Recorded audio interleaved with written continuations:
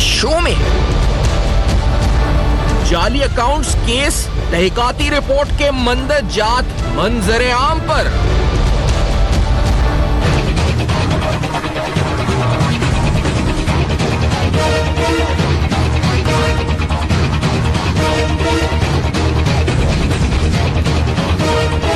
अनवर मजीद की दुबई में कंपनी का इंकशाफ, भारी रकूम की मुंतकली।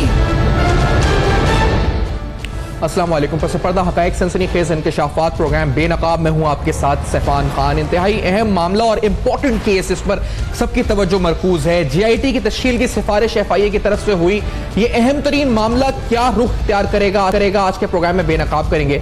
लेकिन इसको बताते हुए सब में पहले और सब में इंपॉर्टेंट, आज FIA की जो प्रोग्रेस रिपोर्ट पेश की गई उसमें कुछ और अहम नए इंकशाफात हुए, और उन इंकशाफात के अंदर अनवर मजीद, अब्दुल गनी मजीद की एक दुबई में कंपनी का मामला सामने आ चुका है। To be exact and precisely quoting the report, अगर रिपोर्ट के मंदरजात में जाएं तो उसमें लिखा है जी कि it has transpired that accused Abdul Ghani Majid and Anwar Majid also have a foreign company, और इस कंपनी का नाम है Cam crown international trading company, और ये दुबई के अंदर इस वक्त मौजूद है। इस कंपनी के लाइसेंस जो है, जो उनके नाम पर है ये company, Nazli Majeed, wife of Anwar Majeed, Noor Nimir Majeed, और इसके अलावा मिनाहिल मजीद जो कि वाइफ है अब्दुल गनी मजीद की। ये लाइसेंस जिनके नाम पर है इस कंपनी का, ये उनके नाम है। इसके अलावा इट इज वर्थ मेंशनिंग, जो इंपॉर्टेंट बात है वो ये है कि जो पेमेंट्स हुई हैं, the payments made from this accounts, कुछ अकाउंट्स मिले अनवर मजीद साहब के ऑफिस से जो बेसिकली हबीब बैंक AG ज़ुरिच ब्रांच और एमिरेट्स NBD दुबई में इस कंपनी के मौजूद हैं, जो दुबई की कंपनी है। इनके जरिए जो पेमेंट्स हुई हैं, these payments were made from this accounts to UK personal and family accounts of Anwar Majid and AG Majid and purchase of properties in UK and UAE। तो इन अकाउंट्स के जरिए, जो इस कंपनी के अकाउंट्स हैं, उनके जरिए प्रॉपर्टी की परचेज के अंदर ये अकाउंट्स इस्तेमाल हुए। तो it is also very interesting and important fact जो इस रिपोर्ट में सामने आया दुबई की इस कंपनी के बारे में। और इंपॉर्टेंट बात जो सब में ज्यादा हवाला हुंडी और मनी लॉन्ड्रिंग के हवाले से इंपॉर्टेंट है, वो ये है कि transfer of amount in form in and from, यानी जो अमाउंट इन अकाउंट्स में आई और इन अकाउंट से गई इस दुबई की कंपनी के, of KM Crown and withdrawal of huge cash amounts from the fake accounts of Summit Bank, UBL and Sindh Bank, यानी जो फेक अकाउंट्स यहां खोले गए थे 29, जो बाद में और बढ़ के 15 और बढ़ गए, उन दोनों में ट्रांजैक्शन सेम दिन हुई। वहां दुबई के कंपनी के अकाउंट्स में जब विड्रॉल हुआ तो यहां ट्रांसफर हुआ, यहां ट्रांसफर हुआ तो वहां विड्रॉल हुआ, तो साइमल्टेनियसली ये सेम दिन हो रहा था। इसके बाद FIA ने कहा है कि it arises suspicion that capital has phloem out of Pakistan विया इलीगल रूट ऑफ हवाला हुंडी। अब ये क्लियरली FIA की रिपोर्ट के अंदर लिखा गया, क्योंकि इन फेक अकाउंट्स के जरिए पैसा दुबई इस कंपनी में गया, उसी दिन पैसा यहां से निकला, वहां ट्रांसफर तो यहां विड्रॉल, या वहां विड्रॉल तो यहां ट्रांसफर, साइमल्टेनियसली ये डेबिट क्रेडिट्स हो रहे थे FIA की रिपोर्ट के मुताबिक। और कुछ अहम शख्सियात, कारोबारी जिनका नाम इसमें आया है कि जिसके ताल्लुक AG मजीद और अनवर मजीद साहब से हैं, उनके अंदर एक इंपॉर्टेंट नाम जो आया है जी सामने, हुसैन H&H एक्सचेंज कंपनी, जिसका हाजी हारून, जिसके मालिक हैं हाजी हारून, जिनकी एक्सचेंज कंपनी। और ये इंपॉर्टेंट केस FIA में इससे पहले भी इनके खिलाफ तहकीकात हो चुकी हैं, और ये कहा गया जी कि accused Abdul Ghani Majeed admitted links with Haji Haroon for illegal purchase of dollars amounting to 80 to 100 million rupees, यानी 8 से 10 करोड़ रुपए के डॉलर्स इन्होंने खरीदे उसी जो हाजी हारून एक्सचेंज कंपनी, जो H&H एक्सचेंज कंपनी है, इस कंपनी के थ्रू। एक दो और कंपनीज और कारोबारी शख्सियात के नाम इस रिपोर्ट के अंदर हैं, और इसमें हैरानकुन तौर पे इंपॉर्टेंट बात आपको ये बताते चलें कि जो कल पाकिस्तान पीपल्स पार्टी की तरफ से कहा गया कि आसिफ जरदारी और फरियाल तालपुर विटनेस हैं इस केस में, दे आर नॉट अक्यूज्ड। इस रिपोर्ट के अंदर वाज़े तौर पर यह लिखा हुआ है कि आसिफ अली जरदारी जिनकी प्रोटेक्टिव बेल है टिल 3 सितंबर 2018 और फरियाल तालपुर जिनकी प्री अरेस्ट बेल है 4 सितंबर 2018 तक, उसमें यह भी लिखा है कि इन्हें क्वेश्चनर दिया गया और इन्होंने क्वेश्चनर का मुतालबा किया, जिसके जवाब ये इस वक्त इसके इन्होंने वक्त मांगा है। और अक्यूज के अंदर इनका नाम लिखा है, नेम ऑफ अक्यूज, यानी जो अक्यूज है इस केस के अंदर, उसमें आसिफ जरदारी और फरियाल तालपुर का नाम है। तो ये बात कि ये विटनेसेस हैं, ये बात भी यहां पर जो है वो रद्द हुई है FIA की इस प्रोग्रेस रिपोर्ट के अंदर। कुछ और डिटेल्स हैं पेमेंट्स की और कुछ मजीद तफसीलात हैं, लेकिन इस अहम तरीन केस का क्या रुख होगा ये अहम तरीन केस किस तरफ बढ़ रहा है। मेरे साथ यहाँ पे इमदाद सुमरो साहब मौजूद हैं, सीनियर सहाफ़ी हैं, बड़ी अहम कवरेज आपने इसको अब तक दी है, शुक्रिया इमदाद साहब ने ज्वाइन किया।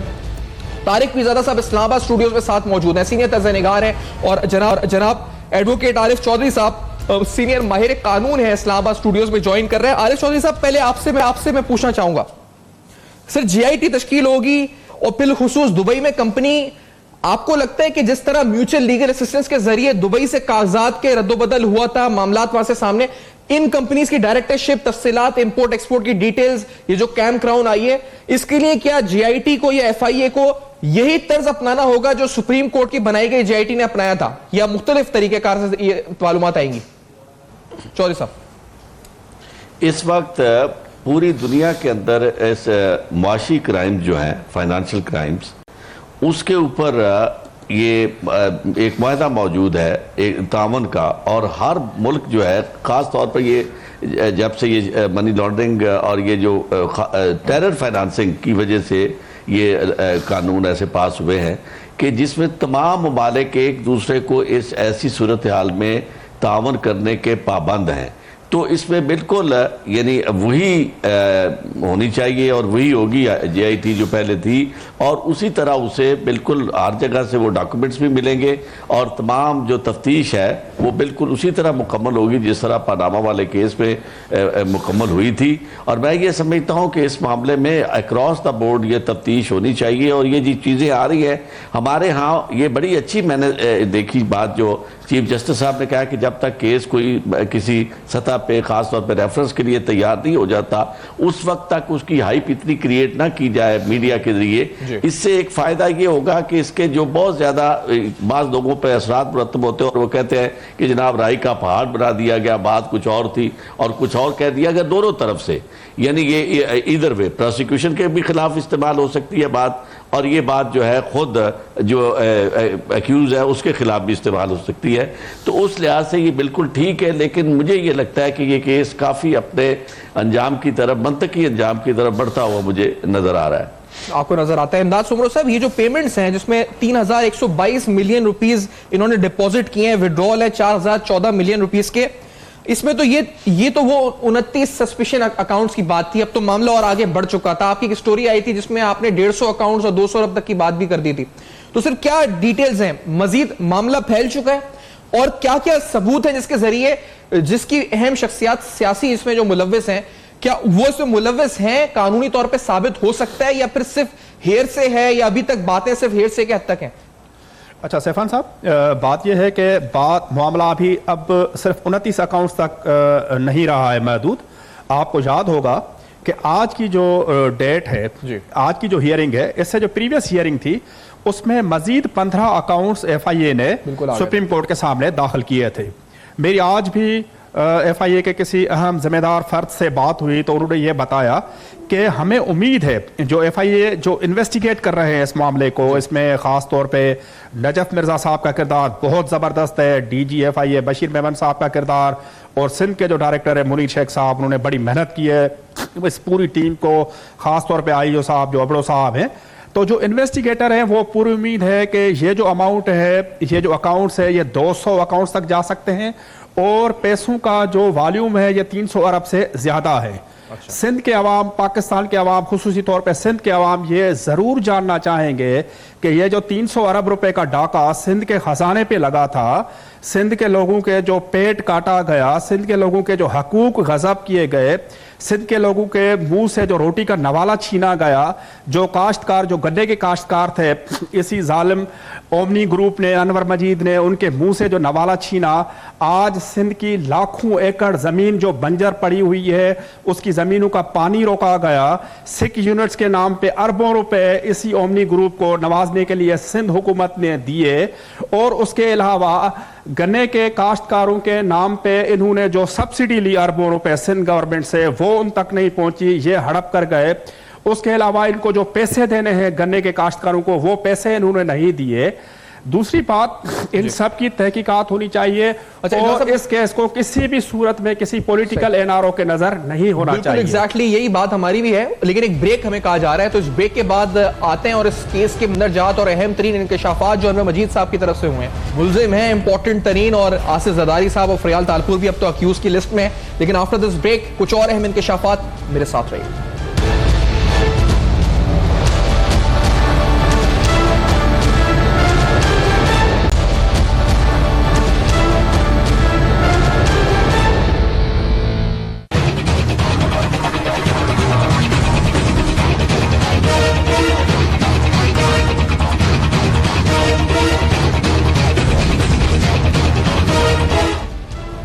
Welcome back. आप देख रहे हैं बेनकाब। बेनकाब में आपके सामने वो चार्ट रखते हैं जिसके जरिए आपको पता चलेगा। ये उस वक्त का चार्ट है जब 29 अकाउंट्स की बात थी, और ये बढ़ते गए आहिस्ता आहिस्ता अकाउंट्स, और अब तो अभी आप सुन रहे हैं जी कि मामला पता नहीं हंड्रेड्स ऑफ बिलियंस में शायद चला जाए। लेकिन जो according to the initial progress report 4014 million rupees यानी तकरीबन 4 अरब रुपए ओमनी ग्रुप की तरफ से इसमें विड्रॉ कराया गया इन अकाउंट से, और 3122 मिलियन रुपीज यानी 3122 to be precise 3.12 billion rupees, 3 अरब रुपए से ज्यादा यहां से अमाउंट क्रेडिट या डिपॉजिट कराई गई। इसी तरह इसमें बहरिया टाउन का नाम है, बहरिया टाउन के 51 मिलियन की विड्रॉल्स हैं, और जरदारी ग्रुप के 118 मिलियन के विड्रॉल्स का आपको फेहरिस्त नजर आएगी। और इसी तरह से जरदारी ग्रुप की तरफ से तकरीबन 125 मिलियन रुपीस के जो क्रेडिट या डिपॉजिट भी इन अकाउंट्स, इन फेक अकाउंट्स के थ्रू हुए। ये 29 अकाउंट्स की इनिशियल डिटेल्स हैं। लेकिन इसमें जो बात फैक्चुअल है तारिक पिजादा साहब, वो ये कि जरदारी साहब ने ये कहा है कि ये जो कंपनी है जरदारी 2008 में बतौर सदर जब वो बने थे, जब मुंतखब हुए थे, तो उन्होंने इसके माली और इंतजामी उमूर से मुस्ताफी हो चुके थे। और दूसरी बात, अनवर मजीद उनके दोस्त हैं, उनका क्या कारोबार है उससे उनका लेना देना नहीं है। अब इन दो बातों के बाद आपको लगता है कि वो उनको रिलेट करना इन केसेस से लीगली विद एविडेंस कितना आसान या कितना मुश्किल होगा? पिजादा साहब, मैं आपको दयानतदारी से कहता हूं कि अगर FIA को कभी कोई आसान मुकदमा मिला था जी, तो उसकी अपनी तमाम तारीख में तो वो यही मुकदमा है। इसके अंदर तमाम शहादतें मौजूद हैं, बैंक के रिकॉर्ड मौजूद हैं। देखें, जो असल बात है, सारी बातें छोड़ दें एक तरफ, जरदारी ग्रुप्स के जो पैसे हैं वो बैंक, पाकिस्तानी बैंक में उस अकाउंट से दुबई गए जो कि जरदारी साहब का जाती अकाउंट है।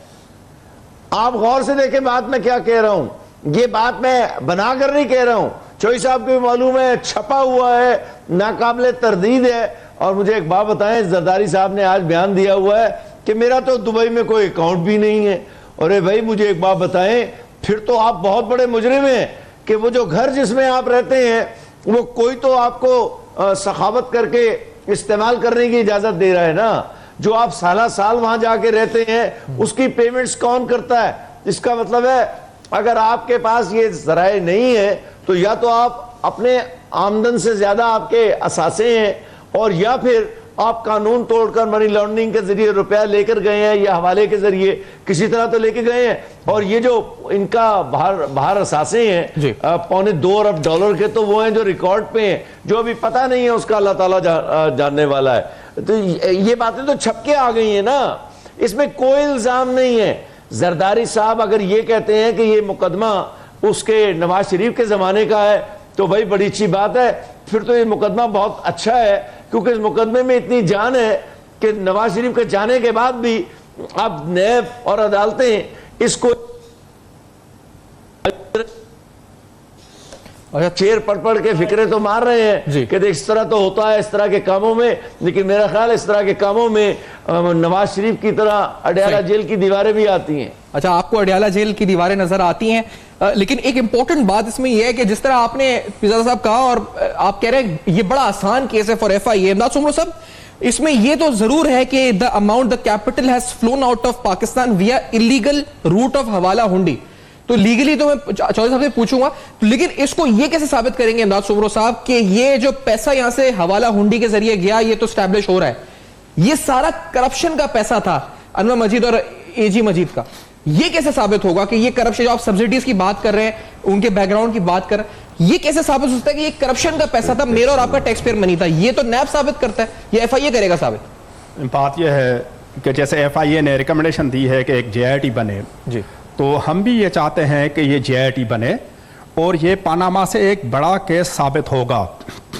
दूसरी बात यह है कि ये साबित करना तो FIA का, NAB का और जितनी भी एंटी करप्शन बॉडीज़ हैं उनका काम है कि ये पैसा करप्शन का है या इनका जायज़ कमाया हुआ है। हम थोड़ा अनवर मजीद साहब के बैकग्राउंड पे आते हैं। सिंध में मतलब बच्चे बच्चे को पता है, हर आदमी को पता है, आपको भी पता है, पीरजादा साहब, चौधरी साहब को भी पता है, सबको पता है कि अनवर मजीद और आसिफ जरदारी साहब एक ही सिक्के के दो रुख हैं। अब आते हैं अनवर मजीद साहब कौन हैं। बेसिकली नाकाम एक बैंकर हैं। 92-93 तक ये हबीब ऑयल मिल के कराची के जनरल मैनेजर थे। उसके बाद हबीब ऑयल मिल से ये निकले और एक दुबई का बैंक था जहां पर ये 2000 तक वहां के ये एम्प्लॉय रहे। एक तनख्वाहदार आदमी जो हबीब ऑयल मिल का जनरल मैनेजर था और उसके बाद वो एक दुबई के बैंक का एम्प्लॉय था, वो अचानक इतने 17-18 शुगर मिल्स का मालिक कैसे हो गया? वो अचानक इतने बड़े कारोबार का मालिक कैसे हो गया? वो दुबई के कंपनी का मालिक कैसे हो गया? ये भी उनसे पूछना है। यहाँ पर सबसे बड़ा एक सवालिया निशान NAB के ऊपर आता है कि सिर्फ कराची के, मैं बिल्कुल अपनी जिम्मेदारी से कहता हूँ कि कराची के डिफेंस और क्लिफ्टन में अनवर मजीद और AG मजीद के 150 अरब रुपए से जायद मालियत के असासाजात हैं, प्लाट्स हैं, बंगलोज हैं, फ्लैट्स हैं। उस पर आज तक किसी एजेंसी ने, FIA ने और NAB ने जाने की कोशिश ही नहीं की है।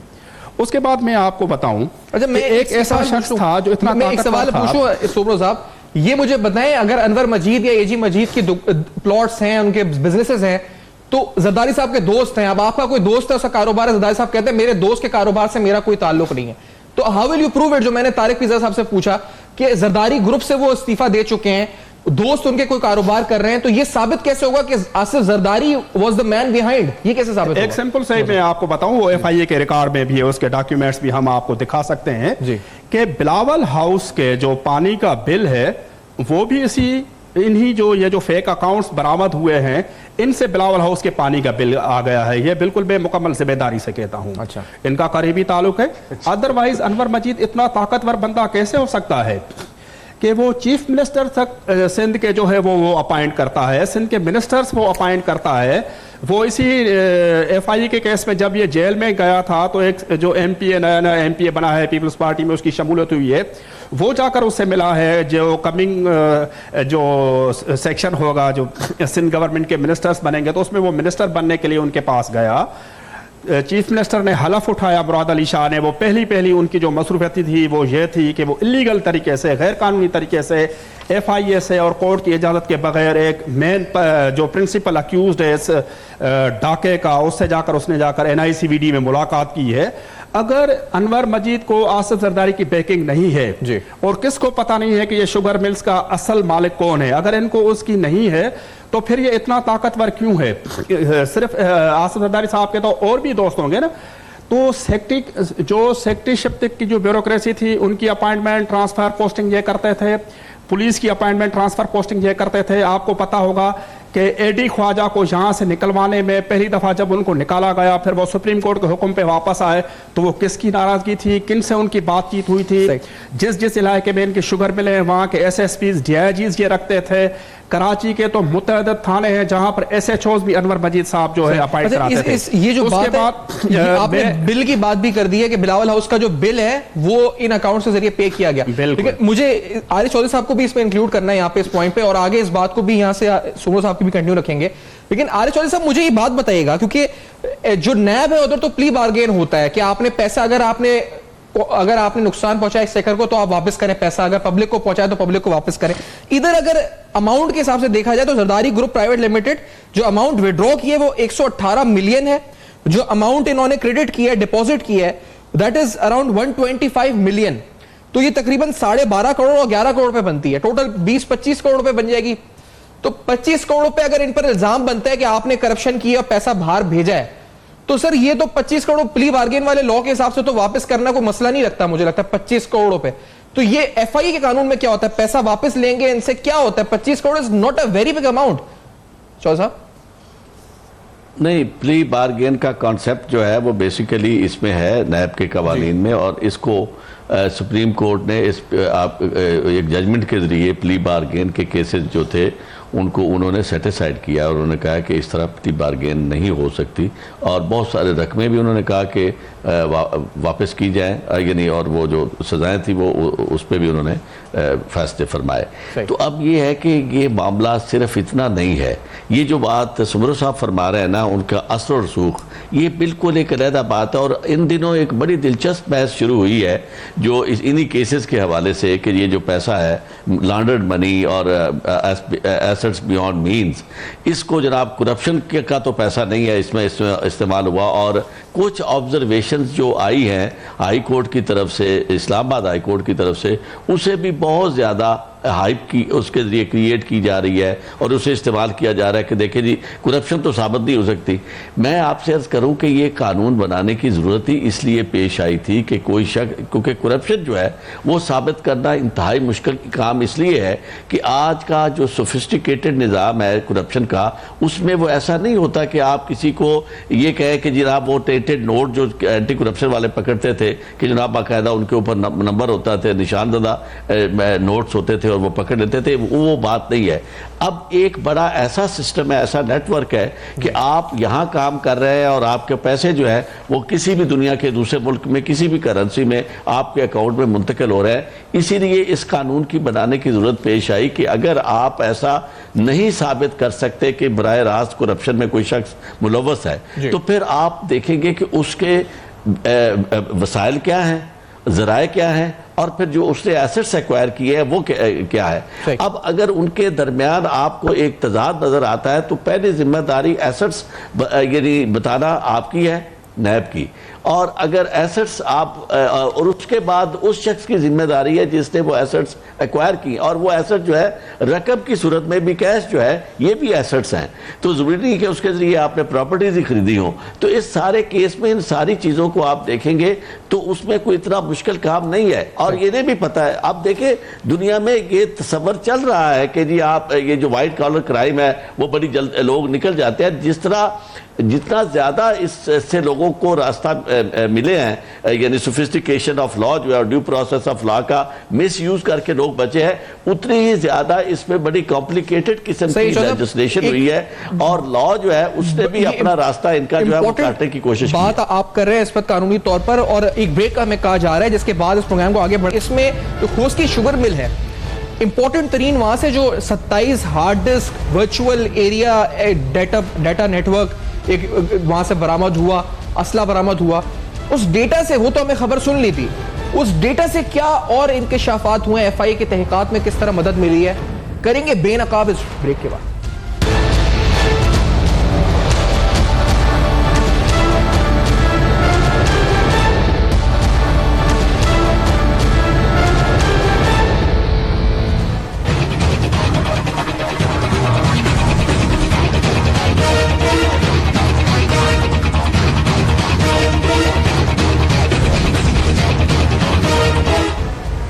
Welcome back. आप देख रहे हैं बेनकाब, और एक इंपॉर्टेंट फैक्ट आपको बताया, जब खोस की शुगर मिल पे छापा पड़ा और एफआईए और उसके साथ रेंजर्स ने इस वक्त मावनत करी इस छापे में, इस रेड के दौरान, तो इधर इंपॉर्टेंटली जो बात एफआईए की इस रिपोर्ट में सामने आई और जो बताना बड़ा जरूरी है कि it was found that record was burned before hand of which few samples have been seized। तो पहले रिकॉर्ड को जलाया गया बाकायदा इस पर, और ये जला गया हादसाती तौर पर या शरारत के तौर पर, ये तो अब तहकीकात में बात सामने आ जाएगी। इसके अलावा तकरीबन 27 hard disk, 27 hard disk along with virtual storage area network device और एक जो फाइनेंशियल रिकॉर्ड्स थे, इसके अलावा 2 DVR, 7 क्लैशनकोव्स एंड 4 SMGs जिस पर कहा गया कि सरकारी असला वहां से बरामद हुआ, और फॉरेंसिक एविडेंस के लिए इन तमाम चीजों को या हार्ड डिस्क को आगे भेज दिया गया। तो इनसे भी एनालिसिस हो रहा है, और एफआईए ने कहा है जी कि during investigation reliable information was received that important documentary evidence can be found at the खोस की शुगर मिल। अब ऐसे तकरीबन 16 हैं शुगर मिल्स तकरीबन।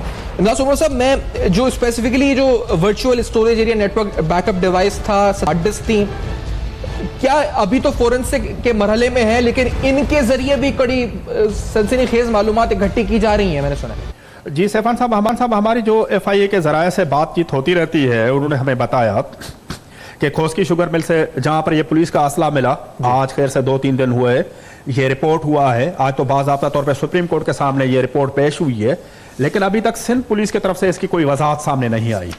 उसके अलावा जो 7 गैर कानूनी बिना लाइसेंस क्लाशनकोव्स थी वो वहाँ के गार्ड्स के पास थी जी। दूसरा रिकॉर्ड मिला है। मुझे ज़ाती तौर पे खोस की शुगर मिल के 2-3 अफसरान ने ये कन्फर्म किया कि छापे का उनको 2-3 दिन से पहले से अंदाजा था कि छापा लग सकता है। काफ़ी रिकॉर्ड जलाया गया, ज़ाया किया गया, लेकिन उसके बावजूद काफ़ी यूजफुल जो है मटीरियल वो मिला है। आज ये FIA की उसमें रिपोर्ट में भी मौजूद है। अब बात यह है कि FIA के ज़राए जो है ये जो वर्चुअल स्टोरेज डिस्क है या जो दूसरी जो 27 डिस्क मिली है वो ये इसको करार दे रहे हैं कि ये एक बहुत बड़ी कामयाबी मिली है। ये जो वर्चुअल स्टोरेज डिस्क है इसमें ओमनी शुगर मिल्स का जितना भी कारोबार है, जितना भी 16-17 शुगर मिल्स हैं उनका जितना भी कारोबार है, कितने पैसे आए, कितना गन्ना आया, कितना गन्ना वापस गया, आबादगारों को कितनी पेमेंट्स हुई, सिंध बैंक के जरिए जो फ्रॉड किया गया था वहाँ पर ये मुख्तियारकार को बिठा के जो भी आबादगार वहाँ पर गन्ना देता था उसका NIC कार्ड से जाली उनके डॉक्यूमेंट्स बना के धड़ाधड़ उनके नाम पे लोन ये देते थे जो असल में ओमनी ग्रुप खुद इस्तेमाल करता था। वो भी अरबों रुपए का एक फ्रॉड है। आपको याद होगा कि इसी ओमनी शुगर मिल की जो सिंध बैंक की ब्रांच है उस पर 750 मिलियन की एक FIR भी हुई थी 2015 में, लेकिन मामले को बाद में दबाया गया था।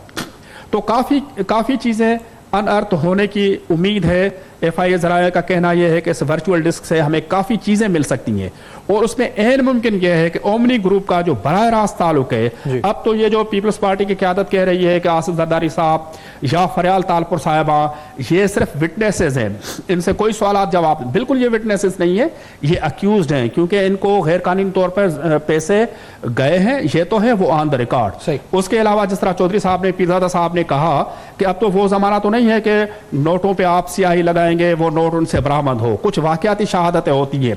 सबको पता है कि अनवर मजीद और आसिफ जरदारी एक ही बात है और इनसे इस बात की भी तहकीकात होनी चाहिए कि 2001-2002 तक एक बंदा जो मामूली सा एक नौकरी पेशा था, 4 लाख 5 लाख रुपए की तनख्वाह वाला, उसने ये एसेट्स कहाँ से बनाए हैं और 52 अरब रुपए के तो मेरे पास डॉक्यूमेंट्स मौजूद हैं जो डिफेंस और क्लिफ्टन कराची में इनके एसेट्स हैं ओमनी ग्रुप के, वो एसेट्स कहाँ से आए, नैब को उस पर तहकीकात करनी चाहिए। उसके अलावा एक जो बहुत बड़ा केस हुआ था, आपको याद होगा कि डिफेंस के एक बंगले से जदीद किस्म का एक असला बरामद हुआ था, उस पर भी ये AD ख्वाजा पे और उस वक्त के पुलिस चीफ मुश्ताक महर पे ये नाराज हो गए थे, उस मामले को दबाना चाह रहे थे।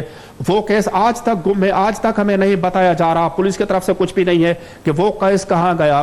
वो जो असला बरामद हुआ था वो AG मजीद का बंगला था, आज तक उस मामले पे कुछ भी नहीं हुआ है। इसके अलावा भी अगर देखा जाए तो इसमें कुछ और बड़े बिजनेस ग्रुप्स का भी नाम है, मैंने कुछ का नाम तो लिया, लेकिन इस रिपोर्ट के अंदर FIA की कहा गया जी कि इनके बिजनेस रिलेशंस हैं यूनुस कोदावी साहब के साथ, डायरेक्टर रूबिकॉन बिल्डर्स लिमिटेड और पैराथेनॉन लिमिटेड। अब ये 2 कंपनीज ऐसी हैं जो इन फेक ट्रांजैक्शन या फेक अकाउंट्स के जो बेनिफिशियरीज हैं या डिपॉजिटर्स हैं वो इसमें भी शामिल हैं। इसके अलावा हाजी हारून HNH एक्सचेंज कंपनी, जिसमें कहा गया कि 80 से 100 मिलियन रुपए के इन्होंने डॉलर्स खरीदे हैं। अब ये मैं इससे ये वही है ना जो हाजी हारून जिनका FIA में केस भी चला है, गिरफ्तारी वगैरह भी हुई थी चुमर साहब।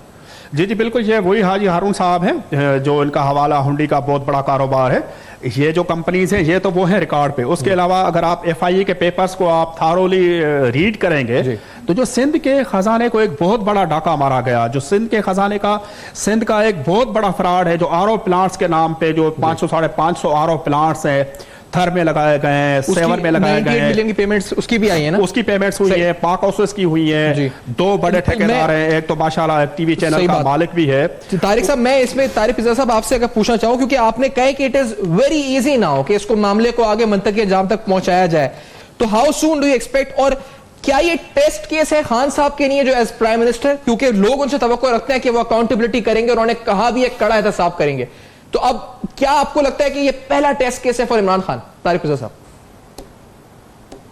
देखिए, ये इमरान का बराह रास्त अब इससे क्या ताल्लुक रह गया है? वो तो वहां बैठे हुए हैं, वो किसी किस्म की जायज या नाजायज मुदाखलत का तो उनके पास कोई इख्तियार नहीं है।